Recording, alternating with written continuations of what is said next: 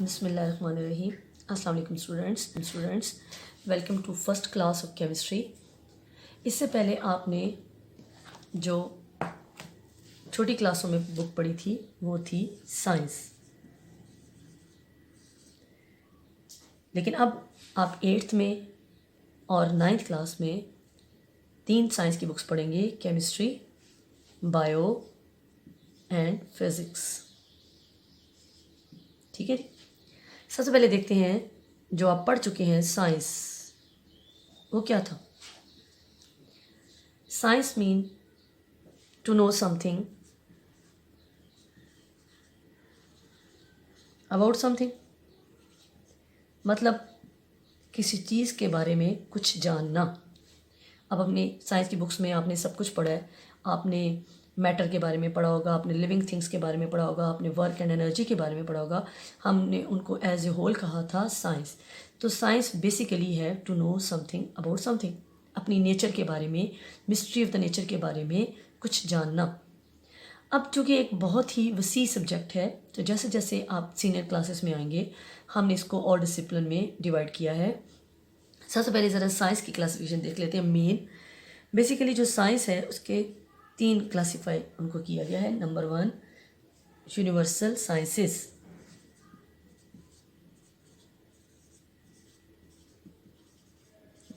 Number 2 पहले कौन सी है universal sciences, number 2 social sciences, ठीक है, एंड नंबर 3 फॉर्मल साइंसेस। अब आगे बात करते हैं कि यूनिवर्सल साइंस क्या है। यूनिवर्सल साइंस में हम यही अपने सब्जेक्ट्स पढ़ते हैं, केमिस्ट्री पढ़ते हैं और बायो पढ़ते हैं एंड फिज़िक्स पढ़ते हैं। सोशल साइंसेस में हम अपने पीपल, लोगों के बारे में पढ़ते हैं एंड सोसाइटीज़ के बारे में पढ़ते हैं, ठीक है जी। उसके बाद फॉर्मल साइंसेस में हम पढ़ते हैं लॉजिक्स के बारे में एंड मैथ्स के बारे में। That was all about science. हम इस वक्त इन दोनों ब्रांचेस से कंसर्निंग नहीं हैं, ठीक है। ना हम सोशल साइंस की बात करेंगे, ना ही हम फॉर्मल साइंस की बात करेंगे। हम बात करेंगे ओनली यूनिवर्सल साइंसेस, यानी हम बात जो हमने 9th में पढ़ना है वो है केमिस्ट्री, बायो, फिज़िक्स। लेकिन हमारा आज का जो लेक्चर होगा वो सिर्फ इनमें से एक का होगा और वो है केमिस्ट्री। अब समझ में आया हमने क्या पढ़ना है, इसीलिए मैंने आपका बेसिक से स्टार्ट किया। तो अब आप बच्चे साइंस से केमिस्ट्री में आ चुके हैं। अब आगे हम बात करते हैं कि what is chemistry. Chemistry is the basic of anything. Chemistry क्या है? हर चीज़ की बुनियाद है, ठीक है। हर चीज़ की बुनियाद, अब मैंने एक लफ्ज़ इस्तेमाल किया हर चीज़ की बेसिस है केमिस्ट्री। तो उस चीज़ को, थिंग को, जैसे मैंने कहा, उसको हम कहते हैं मैटर। क्या कहते हैं? मैटर। तो केमिस्ट्री पढ़ने से पहले हम थोड़ा मैटर से अवेयर होते हैं। What is matter? हमारे सराउंडिंग में कोई भी चीज़ जिसे आप देख सकते हैं, महसूस कर सकते हैं, वो मैटर है। इन अदर वर्ड्स, अगर मैं प्रॉपर डेफिनेशन करूँ तो anything which has mass and occupies space. Mass भी हो और स्पेस भी हो। अब मैस से मुराद उसमें मैटर की मिकदार जो हम कहते हैं, ठीक है। मैस को हम बाद में डिफाइन करेंगे फिजिक्स में डिटेल से। फॉर एग्जांपल ये बुक है, ये एक मैटर है बिकॉज इसका कुछ ना कुछ वेट भी है, कुछ मैस भी है, ठीक है। Mass and weight two different things है, लेकिन फ़िलहाल आप एक जनरल कंसेप्ट लें कि ये कुछ ना कुछ वज़न रख रही है और ये मैंने इसको जहाँ पे रखा है वहाँ पे उसने कुछ स्पेस भी कवर की है। ये देखिए, ये मैंने बुक उठाई और इसके नीचे उसने ये जगह घेरी है, ठीक है। It means it is a matter. तो हमारे इर्द बहुत सारी चीज़ें हैं। सपोज ये मार्कर है, ये भी मैटर है क्योंकि ये जगह भी घेर रहा है, उसका मैस भी है, ठीक। ये टिश्यू पेपर, ये भी मैटर है, हालांकि ये हल्का है लेकिन फिर भी ये जगह भी घेर रहा है और उसका मैस भी है। इवन जो हमारे सराउंडिंग में कुछ चीज़ें ऐसी जो नज़र नहीं भी आ रही, हम उन्हें फील कर रहे हैं, वो भी मैटर में शुमार होती हैं, ठीक है। सपोज एयर भी एक मैटर। अब आगे बात करते हैं कि केमिस्ट्री में हम मैटर के बारे में पढ़ेंगे। अब मैटर मतलब ये हुआ कि दुनिया में मौजूद हर चीज़। तो दुनिया में मौजूद हर चीज़ की जब हम बेसिक पढ़ेंगे तो डैट विल कॉल्ड केमिस्ट्री। अब हम बात करते हैं प्रॉपर केमिस्ट्री की।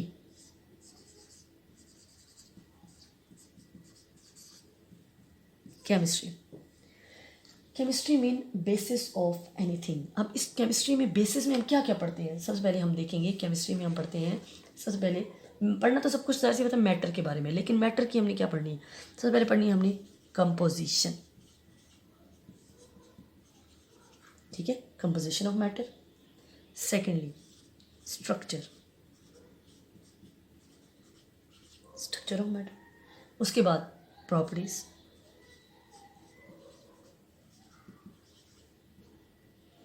उसके बाद उसके रिएक्शंस, ठीक है। अब सपोज हम एक मैटर उठा लेते हैं दुनिया में से और हम उसकी केमिस्ट्री पढ़ने जा रहे हैं, ठीक है।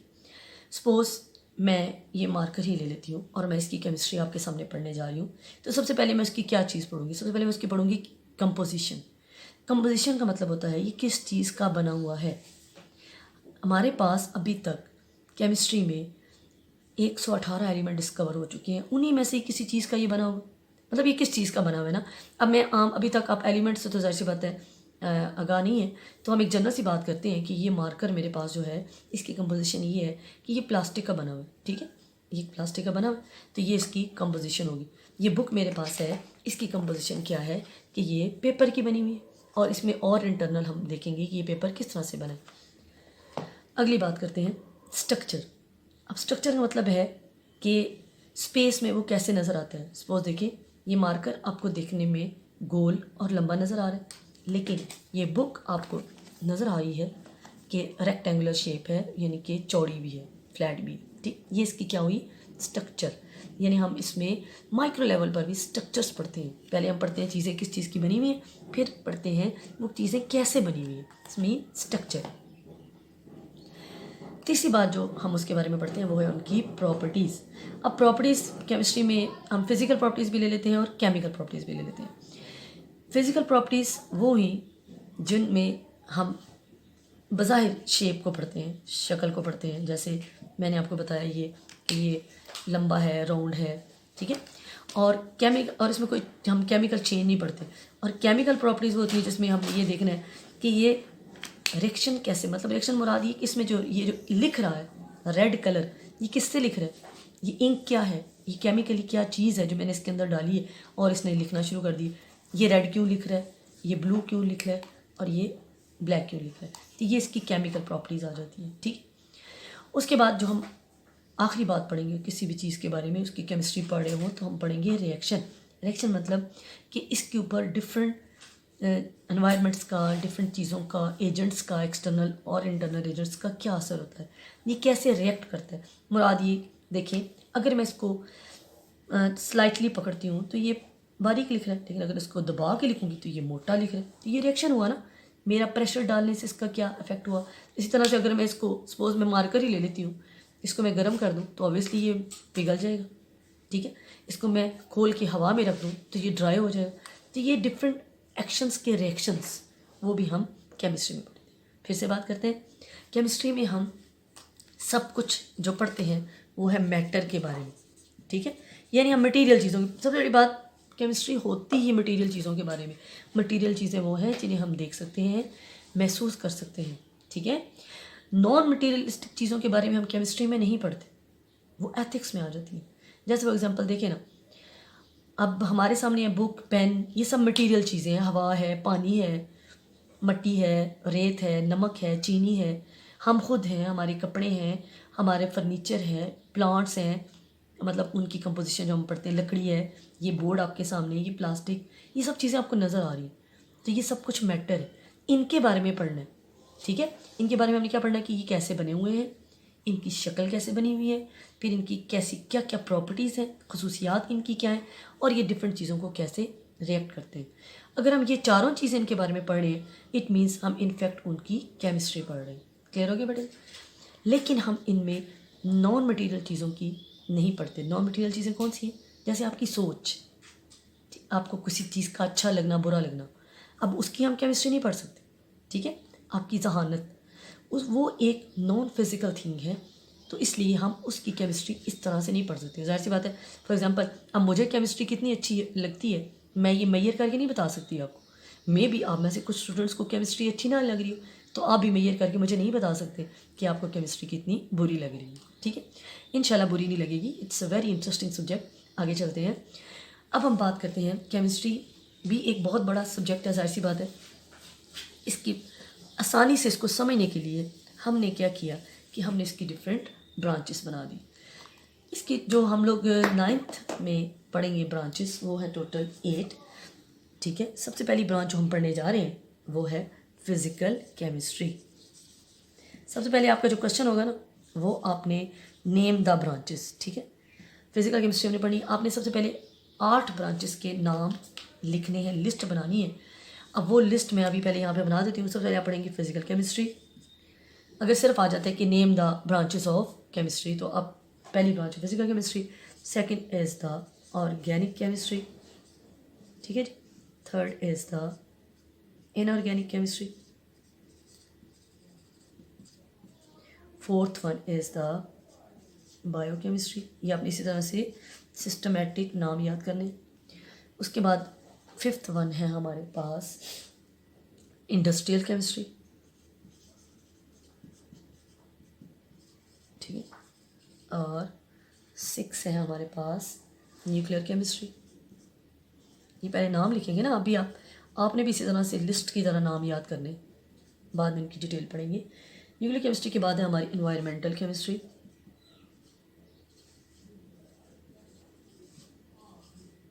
ठीक है, उसके बाद 8th and the last one is analytical chemistry. Analytical chemistry, अब जाहिर सी बात है, पहले तो आपके लिए केमिस्ट्री का नाम नया था, अब आप केमिस्ट्री में थोड़ा बहुत जान गए हैं।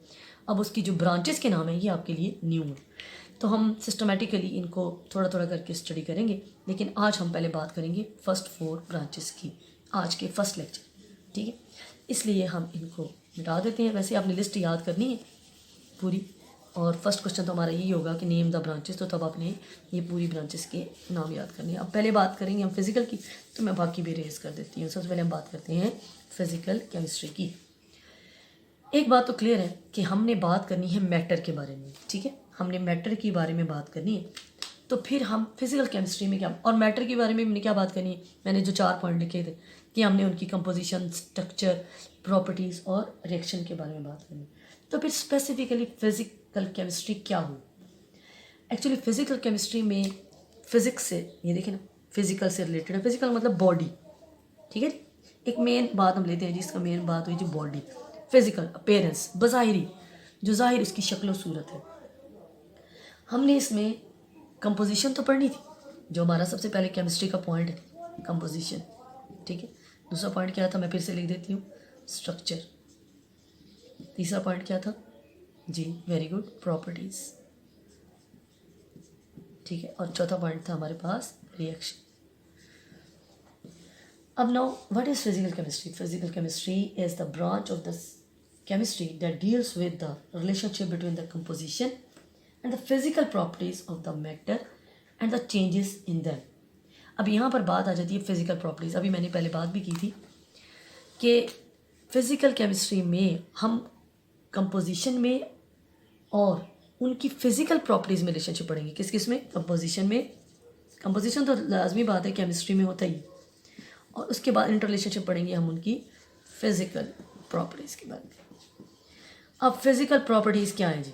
फिज़िकल प्रॉपर्टीज़ आप जानते हैं, आपने छोटी क्लासों में इसकी डेफिनेशन पढ़ेंगी। जैसे example melting point physical property है, बॉइलिंग पॉइंट जिसमें कोई रिएक्शन नहीं होता, कोई चेंज नहीं होता, और इसके अलावा डेंसिटी हो गई। ठीक है, डिफरेंट उनकी जो डेंसिटीज़ हैं, शेप्स हैं, और मतलब ये कि आप इसमें हम ये पढ़ेंगे कि अगर कंपोजिशन किसी चीज़ की, उसकी मेल्टिंग पॉइंट, बॉइलिंग पॉइंट पे कैसे असरअंदाज हो रही है, कैसे चेंज हो रहा है, उनकी शेप्स कैसे चेंज हो रही है।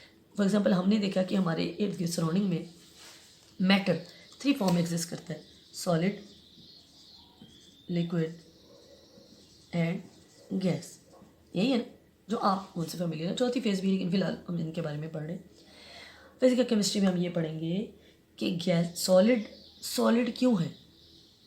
ठीक है, यानी कि अब देखें, अगर हम सॉलिड को देखें ना, अब यहाँ पर हम इधर ही डिस्कस करते हैं कि फॉर एग्जांपल ये बॉक्स है और इसमें मैंने ये कुछ सॉलिड रखा हुआ है, ठीक है।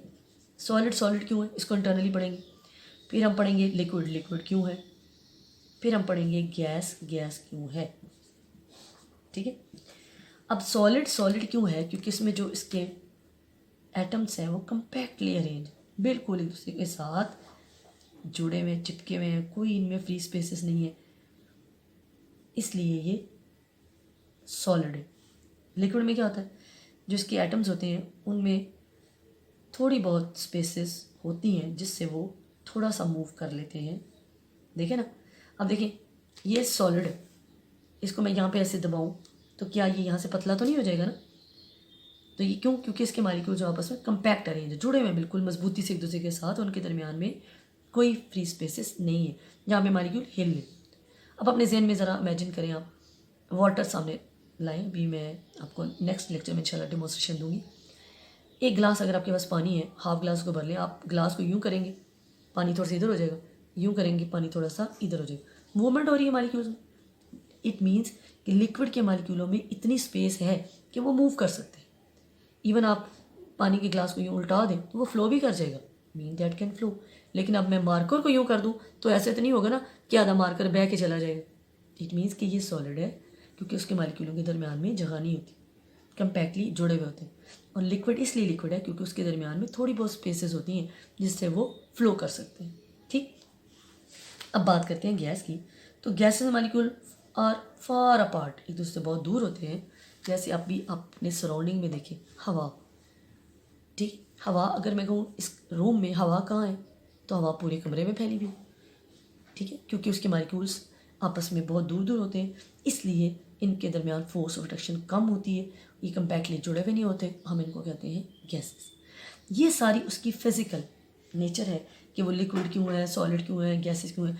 कंपोजिशन के बाद हमने ये पढ़ना है उनकी फिजिकल रिलेशनशिप कि, और फिर हमने इसके बाद इनका बिहेवियर भी पढ़ना है कि अगर मैं प्रेशर डालती हूँ सपोज सॉलिड के ऊपर डाल रही हूँ तो सॉलिड के ऊपर क्या असर पड़ेगा, ये कैसे रिएक्ट करेगा, ठीक है। प्रॉपर्टीज़ पढ़ ली ना हमने, अब रिएक्ट पढ़ेंगे।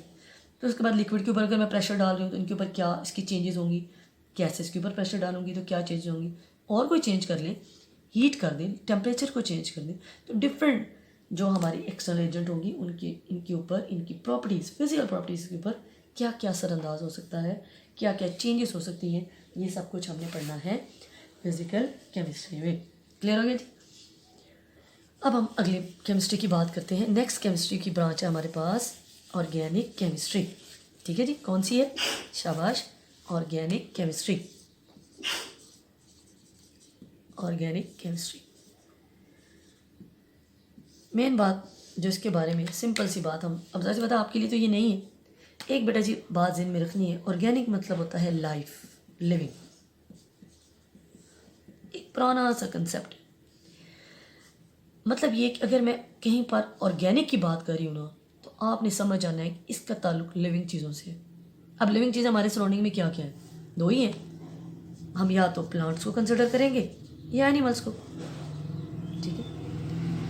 अब प्लांट्स और एनिमल्स से जो ओरिजिनेट होने वाले कंपाउंड्स हैं, चीज़ें हैं, उनके बारे में पढ़ेंगे तो ऑर्गेनिक केमिस्ट्री।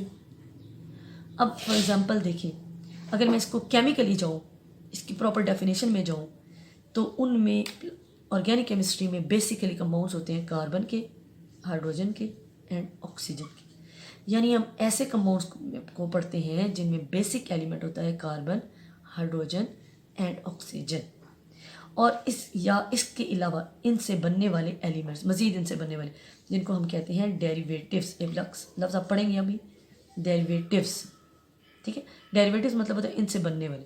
अब एग्जांपल लेते हैं, सपोज हमारे पास ये बुक है, पेपर की बनी हुई। आपने कभी सोचा है कि अगर मैं आपको ये कहूँ ये बुक या ये जो पेपर है ये केमिस्ट्री की कौन सी ब्रांच में आ रहा है, तो सिंपली बात है हम इसको स्टडी कर सकते हैं, हम इसका बैकग्राउंड चेक करते हैं। बुक बनी हुई है पेपर से, पेपर कहाँ से आया, जाहिर सी बात है लकड़ी से बनता है, लकड़ी कहाँ से आई है, प्लांट से आई है। तो प्लांट्स क्या है, लिविंग है, और लिविंग चीज़ों की केमिस्ट्री या उनसे जो डिराइव होने, उनसे बनने वाली चीज़ों की केमिस्ट्री हम पढ़ते हैं ऑर्गेनिक। क्लियर हुई बात। इट मीन्स कि हम और अभी हमें अगर इसके बारे में ना भी पता हो तो हम ये मज़ीद खुद बता सकते हैं कि लाजमी बात अगर ये ऑर्गेनिक है तो इसमें कार्बन हाइड्रोजन ऑक्सीजन लाजमी होंगे। ठीक, अब कार्बन हाइड्रोजन ऑक्सीजन जो बेसिक है वो तो प्लांट्स और एनिमल्स में ना, लेकिन ये प्लांट से बनने वाली चीज़ है।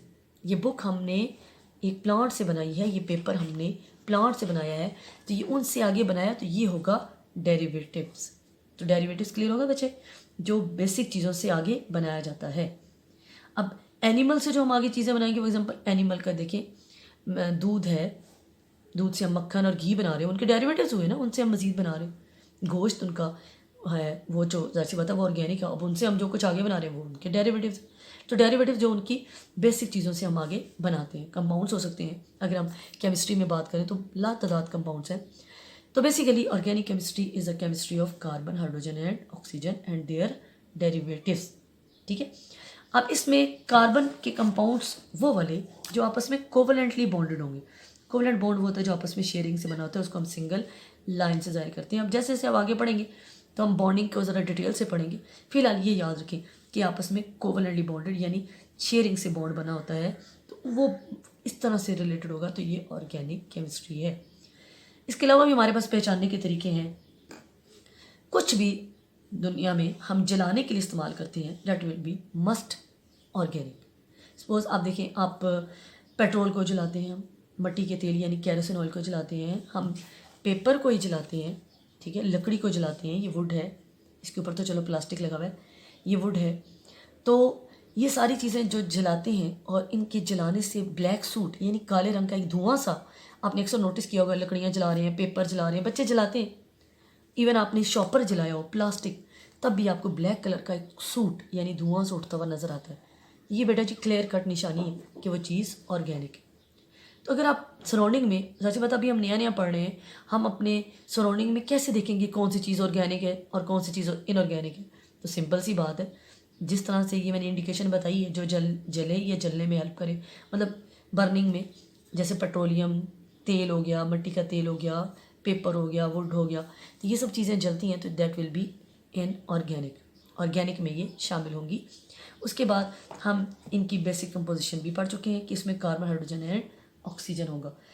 इसके अलावा अच्छा, ये तो थे नेचुरली अक्रिंग प्लांट्स और एनिमल्स हमने देखे दुनिया में पाए जाते हैं, तो ये ऑर्गेनिक में। तो क्या ऑर्गेनिक सिर्फ लिविंग से ही हमें मिले? नहीं, आज हम ऑर्गेनिक अपनी लैब में भी तैयार कर चुके हैं।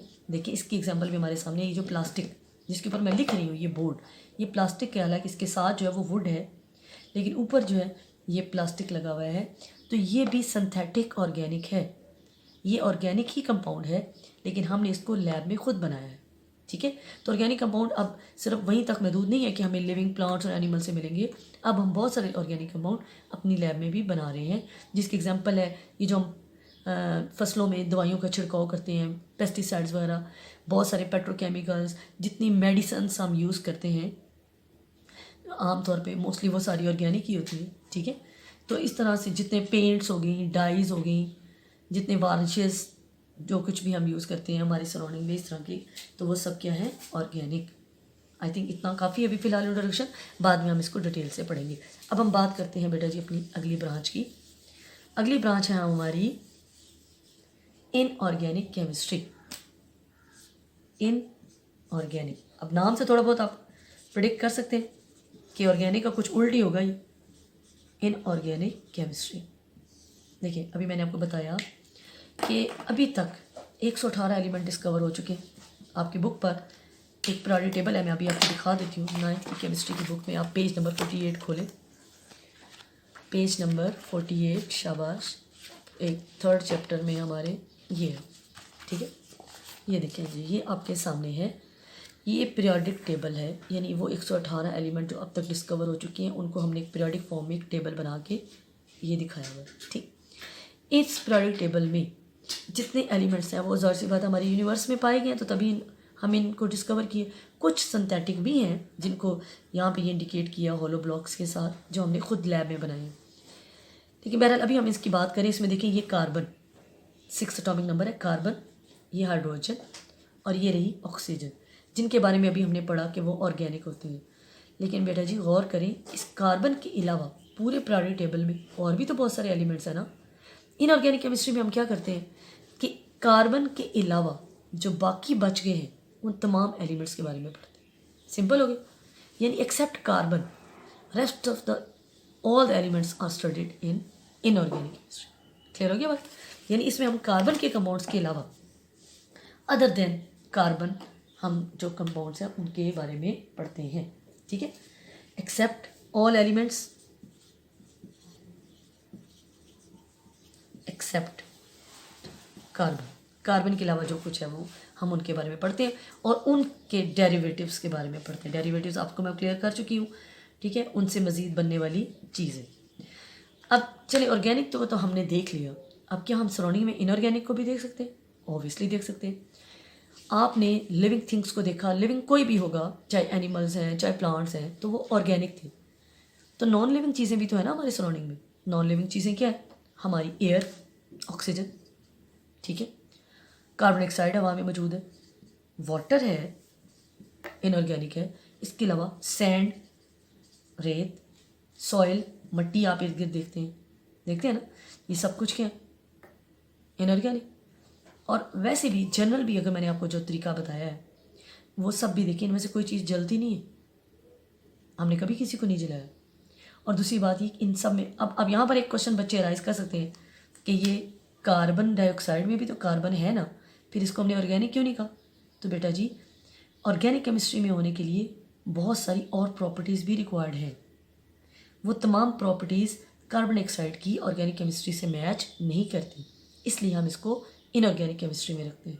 दूसरा ये कि कार्बन डाइऑक्साइड को हम जलाएं तो ये ब्लैक सूट क्रिएट नहीं करती, इसलिए भी ये इनऑर्गेनिक केमिस्ट्री में। मैंने आपको बताया ना, जनरली अगर मैं आपके सामने दो चीज़ें रख दूँ और आपसे पूछूँ, आपको कैसे पता चलेगा ये ऑर्गेनिक और इनऑर्गेनिक? सपोज़ मैंने आपके सामने रेत और एक तरफ मैंने आपके कोई टिश्यू पेपर ही रख दिया, ये सपोज़, तो क्या आप कैसे पहचानेंगे ये ऑर्गेनिक इनऑर्गेनिक? तो आप, सिंपल बात है, आप जला के देख लें और कुछ नहीं, एक सिंपल सा कंसेप्ट। तो अगर तो ब्लैक सूट हो तो मीन वो ऑर्गेनिक है, और अगर नहीं इट मीन्स वो इनऑर्गेनिक। इनऑर्गेनिक में हमारी और कौन सी चीज़ें? आपके घरों में बेटा जी आपने कप होंगे चाय पीने वाले, ठीक है, कप एंड सॉसर, पिर्च प्याली जिसको हम कहते हैं, मट्टी के बर्तन होंगे, इसके अलावा सिरेमिक के बर्तन होंगे, डेकोरेशन पीसेस होंगे, वाजेस होंगी, फ्लावर वाजेस जिसको हम गुलदान कहते हैं, बहुत सारे ऐसे मट्टी के बने हुए जो है वो डेकोरेशन पीसेस होंगे। तो वो सब कुछ हम किस में कंसिडर करते हैं? इनऑर्गेनिक केमिस्ट्री में। इनको हम कहते हैं सिरेमिक हो गया, सीमेंट आपने देखा हुआ है, सीमेंट क्या है? इनऑर्गेनिक, ठीक, मट्टी की तरह होता है, रेत की तरह होता है। That was the all about, जिसमें आपके ये जो कार्बन है इसके अलावा जितने कंपाउंड्स उनके बारे में पढ़ते हैं वो क्या कहलाती है? Inorganic chemistry. ठीक है जी। इसके बाद अगली ब्रांच है हमारी बायोकेमिस्ट्री। ठीक है, अब हम स्टडी करेंगे बायोकेमिस्ट्री। बायोकेमिस्ट्री आपको नाम से पता चल जाएगा, बायो मीन होता है लाइफ। क्या मतलब होता है? बायो मीन लाइफ, जिंदगी, जाहिर सी बात है। अब बायो जो है लिविंग थिंग, मतलब हम जिंदगी की बात, बायो की जब बात करेंगे इसका मतलब हम एनिमल प्लांट्स की बात कर रहे हैं। लेकिन अब उसमें केमिस्ट्री कहाँ पे इन्वॉल्व होगी? देखिए, सपोज आपने सुबह नाश्ता किया, सपोज वैट एवर, आपने एग खा लिया, अंडा खा लिया आपने, ठीक है, प्लस ब्रेड के साथ खा लिया। उसके बाद वो स्टमक में गया, ऑब्वियसली स्टमक में आपके जो है वो डिसेक्शन वगैरह हुई होगी, मुख्तलिफ किस्म के उसके अंदर रिएजेंट्स जो है वो उसको डिकम्पोज किया, सो एंड सो। बहरहाल फाइनली हम जो कुछ खाते हैं वो कन्वर्ट हो जाता है इनटू द ब्लड, ब्लड में चला जाता है। ऐसे ही है ना? कैसे हुआ? कभी आपने ब्लड के ड्रॉप को और अंडे के एक पीस को आमने सामने रख के देखे? अंडे से समझ लें ब्लड बने या ब्रेड से ब्लड बने, लेकिन देखिए इनमें कितना डिफरेंस है। इसका मतलब है यहाँ पे बहुत सारे केमिकल प्रोसेस हुए होंगे जिससे ये डिकम्पोज होके फाइनली ब्लड में कन्वर्ट हुए होंगे। ये सारे प्रोसेस, ये सारे केमिकल रिएक्शंस जो कि हमारे अंदर हो रहे हैं, ये प्रोसेस करने में that are considered in biochemistry. ये तो मैंने एक छोटी सी एग्जांपल दी ना। इसी तरह हमारी बॉडी में हर वक्त बहुत सारे केमिकल रिएक्शंस होते रहते हैं और उन तमाम केमिकल रिएक्शंस को, उनकी केमिस्ट्री पढ़ना कि वो कैसे हो रही हैं, वो किस में आता है? बायोकेमिस्ट्री। ठीक है, इवन ये कि हमें डिजीज़ेस कैसे होती हैं, बीमारियां कैसे लगती हैं, एक नॉर्मल सेल है हमारा, कैसे वो डिस्ट्रक्ट हो जाता है, और इवन ये कि अगर हमें किसी डिजीज़ में कोई मेडिसिन लेनी है तो वो मेडिसिन कैसे अफेक्ट करती है, ये सब कुछ भी हम बायोकेमिस्ट्री में पढ़ेंगे। It's a very vast subject. इसमें अब इसको बल्कि हमने अब एक जो है अलग से डिसिप्लिन के तौर पर भी पढ़े हैं।